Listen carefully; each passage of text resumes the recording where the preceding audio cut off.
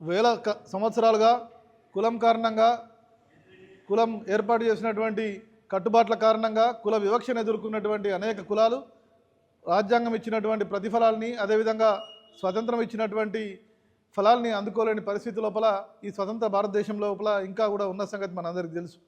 సుదీర్ఘకాలంగా బీసీలు పోరాటం చేస్తే బీసీ రిజర్వేషన్లు ఈ దేశం లోపల సాధించుకున్న సంగతి కూడా మనందరికీ తెలుసు. స్వతంత్రం వచ్చిన దాదాపు 40 సంవత్సరాల వరకు కూడా ఈ దేశం లోపల బీసీలు రిజర్వేషన్లు లేకుండానే ఉన్నారు. మండల కమిషన్ వచ్చిన తర్వాతనే జాతీయ స్థాయిలో తొలిసారిగా బీసీలకు రిజర్వేషన్లు వచ్చిన సంగతి మనందరికీ తెలుసు. అదే క్రమం లోపల ఇవాళ సుదీర్ఘకాలంగా బీసీలు మాత్రమే కాదు అనేక కులాలు చేసినటువంటి అటు అగ్రవర్ణాల్లో ఉన్నటువంటి పేదలు కానీ ఇటు మిగతా ఎస్సీ ఎస్టీ సోదరులు కానీ అందరూ కూడా చేసినటువంటి డిమాండ్ కారణంగా ప్రధానంగా దీంట్లో బీసీలు మొత్తము ఆసేతు హిమాచల్ పర్యంతం కూడా సుదీర్ఘకాలంగా చాలా విస్తృతమైనటువంటి సమాలోచనలు జరిపి తన పెద్ద ఎత్తున ఉద్యమాలు చేసిన ప్రతిఫలంగా ఇవాళ జాతీయ స్థాయి లోపల బీసీ కులగణనకు కేంద్ర ప్రభుత్వం నడుం బిగించింది. ఏదైతే కేంద్ర ప్రభుత్వం 33 అంశాలతోని గెజెట్ విడుదల చేసిరో దాంట్లో కులంను కూడా ఒక అంశంగా సేకరించాలి అని చెప్పి వాళ్ళు చెప్పడం జరిగింది. దానికోసం కసరత్తు కూడా తొందరలోనే చేపడతామని వాళ్ళు చెప్పారు.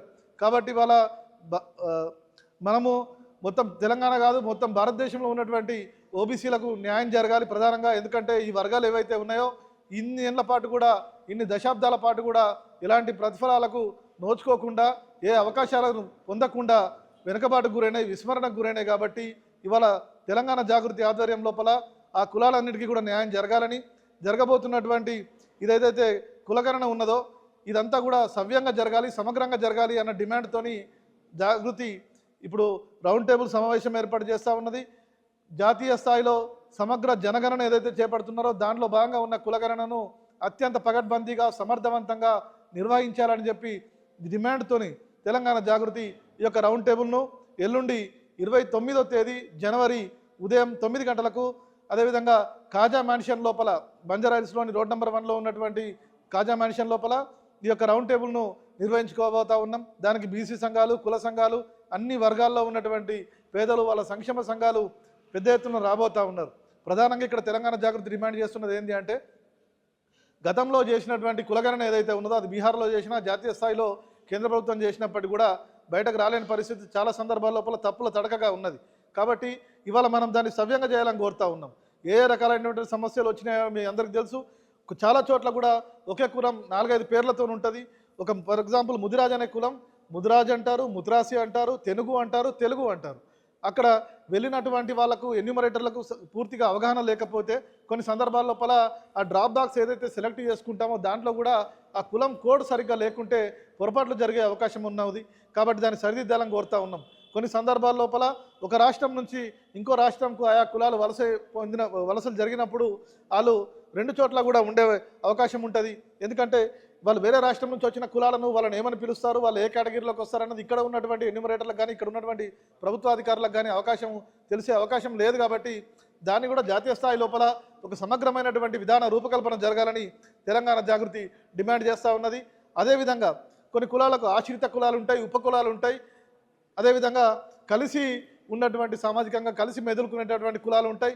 వాటి కూడా సామాజికంగా ఒకే రకమైనటువంటి స్థితిగతులు, ఒకే రకమైనటువంటి పరిస్థితుల్లో ఉంటారు. కాబట్టి వారిని కూడా గ్రూప్ చేయవలసిందిగా, వారందరినీ కూడా ఒకే నంబర్ మీదకి తీసుకురావాల్సిందిగా మనం కోరుతూ ఉన్నాం. వారి వెనుకబాటును దృష్టిలో ఉంచుకొని దాని మీద సమగ్రమైనటువంటి విచారణ జరిపి దాని మీద సర్వేలు జరిపి వాళ్ళ స్థితిగతుల్ని సంపూర్ణంగా అంచనా వేసి ఆ పనులు చేయాలని మనం కోరుతూ ఉన్నాం. జాతీయ స్థాయి లోపల మొదటిసారిగా మనము ఇదైతే కులగణన జరుగుతూ ఉన్నదో గతంలో ఒకసారి జరిగి అది బయటకు కూడా రాలేని సంగతి మీ అందరికీ తెలుసు. కాబట్టి ఇదైతే మొదటిసారిగా బీసీలు సుదీర్ఘకాలం పెట్టుకున్నటువంటి పోరాటాల ఫలితంగా సుదీర్ఘకాలం దీని మీద ఆకాంక్షలు, ఇది వేల సంవత్సరాల బీసీల ఆకాంక్షలకు నిలువుటద్దంగా ఈ కులగణన జరుగుతూ ఉన్నది. కాబట్టి దీన్ని సవ్యంగా జరపాలని మనం బీసీ మేధావులను ప్రధానంగా దీనికి ఆహ్వానిస్తూ ఉన్నాం. అన్ని సంఘాల నుంచి కూడా మేధావులు, ప్రొఫెసర్లు, అనేక కుల సంఘాల పెద్దలు కూడా రాబోతూ ఉన్నారు. బీసీ సంఘాలను కూడా పెద్ద ఎత్తున ఆహ్వానించినాం, యూనివర్సిటీ ప్రొఫెసర్లను ఆహ్వానించినాం, యూనివర్సిటీలో ఉన్నటువంటి పరిశోధక విద్యార్థుల్ని కూడా ఆహ్వానించినాం.